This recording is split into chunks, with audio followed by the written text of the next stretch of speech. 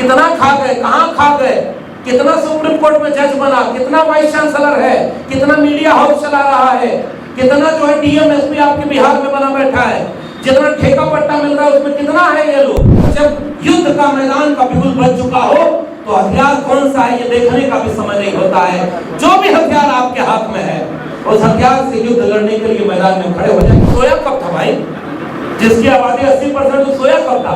अरे सोया तो इस देश का ओबीसी था, सोया इस देश का दलित था, सोया इस देश का आदिवासी था। अखिलेश यादव उत्तर प्रदेश के मुख्यमंत्री थे, घर गंगा जल से क्यों धुलवाया? अगर यादव भी हिंदू था तो उनका घर गंगा जल से क्यों धुलवाया? बताओ, कर्पूरी ठाकुर हिंदू थे तो गाली उनको क्यों दी? बताओ, बीपी मंडल अगर हिंदू थे तो उनको गाली क्यों दी, उनको अपमान क्यों दिया? कोई यात्रा निकालनी है तो इस देश में संविधान जागरण यात्रा निकाली जानी चाहिए और किसी यात्रा को हमारे लिए जगदेव बापू एक विचार के नाम है और विचारों को कोई मार नहीं सकता, वो हमेशा जिंदा रहते हैं और आज भी हमें दिशा दिखाने के लिए अपने विचारों के साथ मौजूद हैं। और हम जब सामाजिक न्याय की पाठशाला में नए नए पढ़ रहे थे और अभी हम लोग रास्ते में आते समय बात कर रहे थे, ये सबसे पहली जरूरत क्या होती है?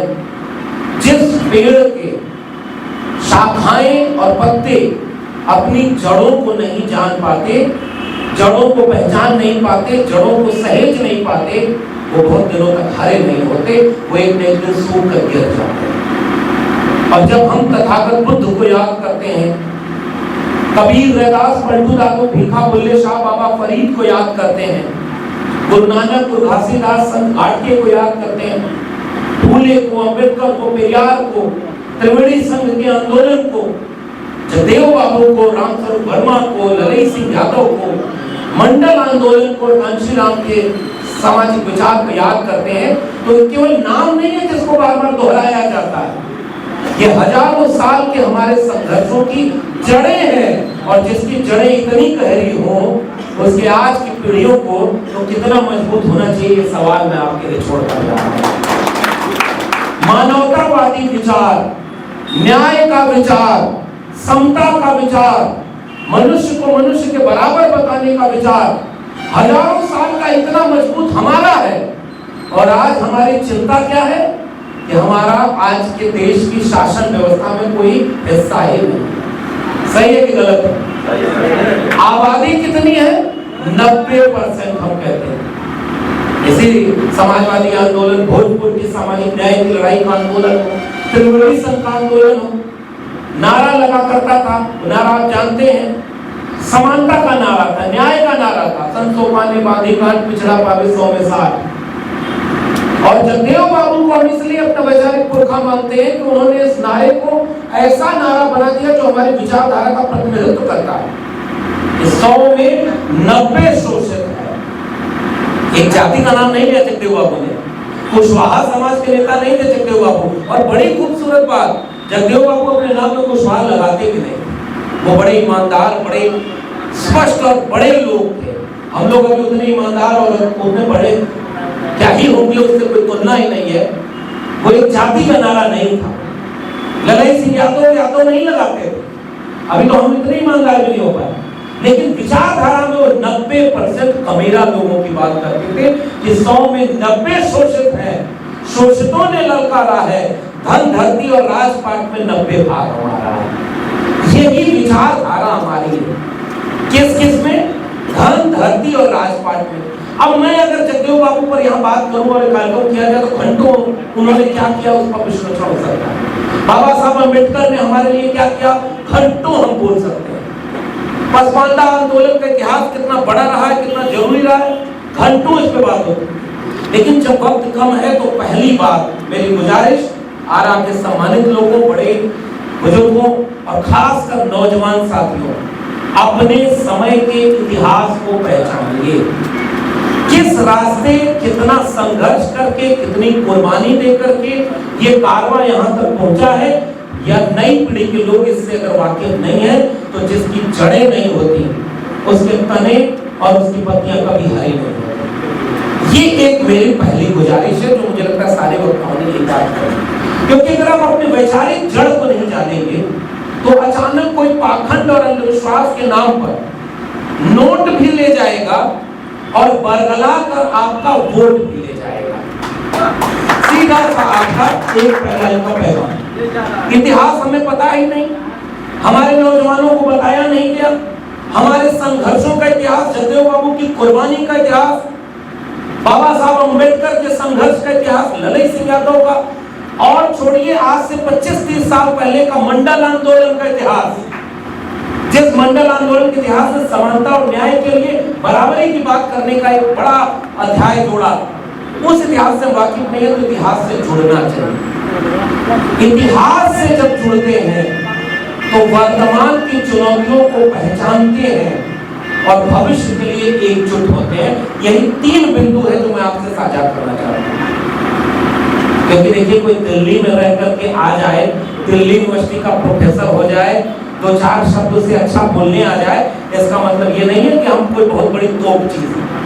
मैं अली अनवर अंसारी साहब के बगल में बैठा हूँ, जितना हमने, हमारी उम्र नहीं होगी उतना संघर्ष किया होगा इन जैसे लोगों ने, किताबें लिखी, लोगों को जगाया, एकजुट किया, पीछे तमाम सम्मानित लोग बैठे हैं, सामने आप सब बैठे। सवाल इस बात का नहीं कि हम कोई नई बात कह देंगे।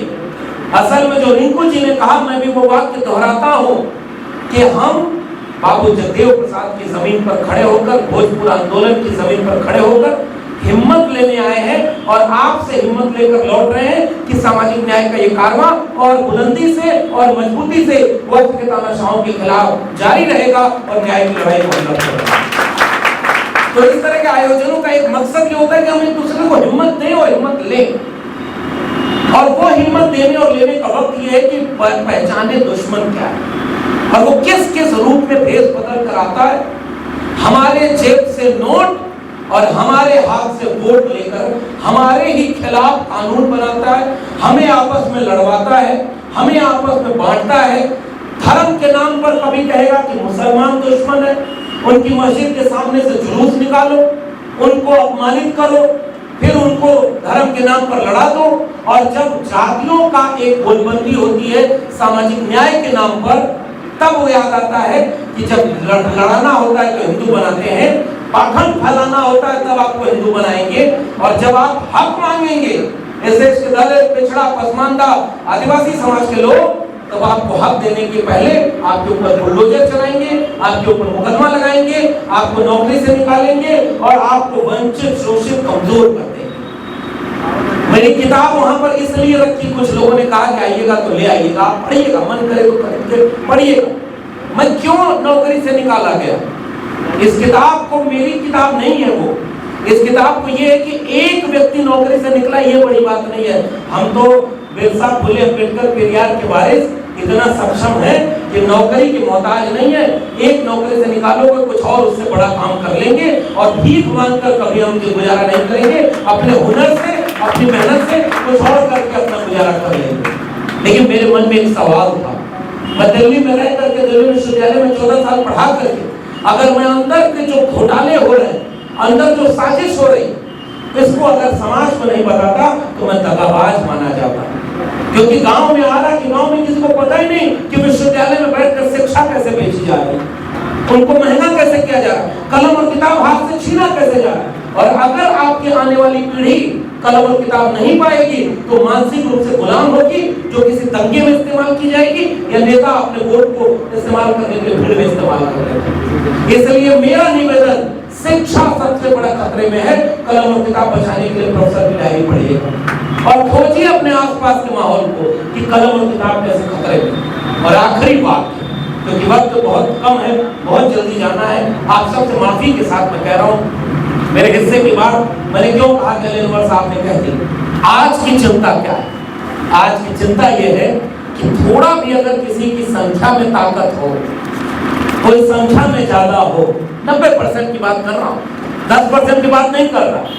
सोचिए संख्या में वो 10% और न्यायपालिका में, जुडिशरी में 90%, मीडिया में 90%, विश्वविद्यालयों में कुलपति कौन 90%, देश चलाने में, डीएम में, एसपी में, बिजनेसमैन में ठेका पट्टा किसको मिल रहा है? देश की संपत्ति का 90% उनको मिल रहा है।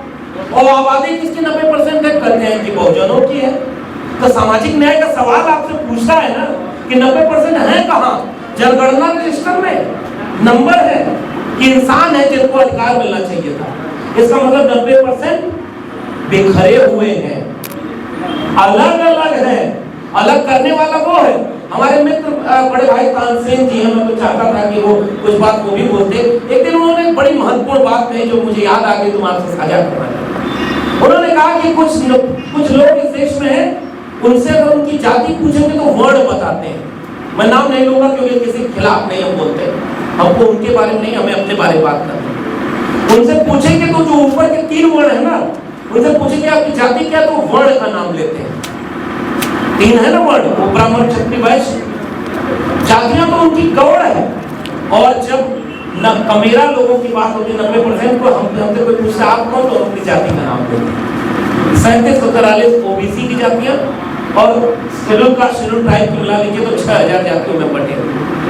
मेरा निवेदन है कि जातियों में हमें इसलिए बांटा गया क्योंकि हमारी एकता टूट जाए। आज इस देश का खतरा ये है, हमें एकजुट होना है और एकजुट होने का फॉर्मूला अली अनवर साहब ने दिया। मैं दोहरा रहा हूं, जिसकी भी संख्या ज्यादा है, जिसको भी लगता है कि थोड़ी क्षमता ज्यादा है, जैसे मैं नाम लेके बोलूं, मान लीजिए मैं यादव कम्युनिटी से आता हूं और अगर ओबीसी में यादव के उत्तर प्रदेश में बिहार में 10 से 15% आबादी, तो जिम्मेदारी भी ज्यादा है। अपने से कमजोर को अपने साथ रखना, उसको एहसान की तरह नहीं, अपना भाई समझ करके 2 कदम पीछे हट करके उसको अपने आगे रखना होगा, तब एकता बनेगी। ये मैं निवेदन करना चाहता हूं और इसलिए निवेदन करने का मेरा मकसद यही था जो अली अनवर साहब ने कहा, फिर से दोहरा रहा हूं। आप बांटने वाला तो अपना काम करेगा ना भाई, पिछड़े को आदमी पिछड़े से लड़ाएगा। अब तो दलित समाज में शेड्यूल कास्ट में भी लड़ रहा है कि उनका हक वो खा गए, उनका हक वो खा गए। आदिवासी में लड़ रहा है, आंकड़ा नहीं बता रहा कितना खा गए, कहां खा गए, कितना सुप्रीम कोर्ट में जज बना, कितना वाइस चांसलर है, कितना मीडिया हाउस चला रहा है, कितना जो है डीएम एसपी आपके बिहार में बना बैठा है, जितना ठेका पट्टा मिल रहा है उसमें कितना है ये लोग। लेकिन हमारे लोगों तक शिक्षा पहुंची नहीं, आपस में लड़ा दिया। और अपने सब कौन सी यात्रा निकाल रहा है, देखिए यहाँ बिहार के लोग बता, ये जो किशनगंज जो उधर का इलाका है, सीमांचल का इलाका, वहां हिंदू जागरण यात्रा, हिंदू सोया कब था भाई? जिसकी आबादी 80% तो सोया कब था? अरे सोया तो इस देश का ओबीसी था, सोया इस देश का दलित था, सोया इस देश का आदिवासी था। जब वो जागा, अपना हक मांगा, तो उसको हिंदू बना दो। बताओ कर्पूरी ठाकुर हिंदू थे तो गाली उनको क्यों दी? बताओ बीपी मंडल अगर हिंदू थे तो उनको गाली क्यों दी, उनको अपमान क्यों दिया? हिंदू बनाने के नाम पर यात्रा निकालने वालों से पूछिएगा कि ये हिंदू किसके पर कौन सी यात्रा है, दलित हिंदू है कि नहीं है? अखिलेश यादव उत्तर प्रदेश के मुख्यमंत्री थे, घर गंगा जल से क्यों धुलवाया? अगर यादव भी हिंदू था तो उनका घर गंगा जल से क्यों धुलवाया? जगदेव बापू को अपमानित करने की गालियां क्यों दी? और केवल हिंदू बनाने का नाम कि मुसलमान से लड़ाते रहो।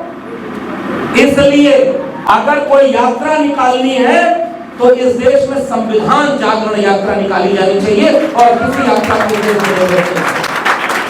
ये केवल धर्म के नाम पर आग लगाकर ये भाषण देंगे कि फलानी जगह रहना है तो हिंदू बन के रहना है।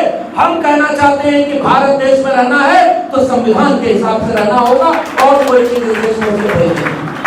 इसलिए बहुत सजग रहिएगा, यही निवेदन और यही आग्रह।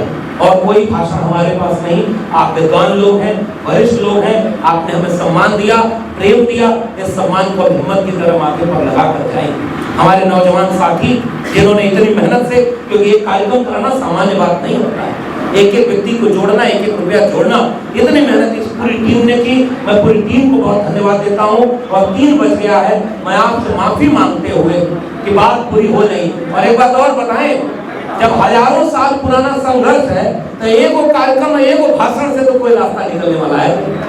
अभी ऐसे बहुत सारे कार्यक्रमों की जरूरत है, अभी ऐसे बहुत सारे मंचों की जरूरत है।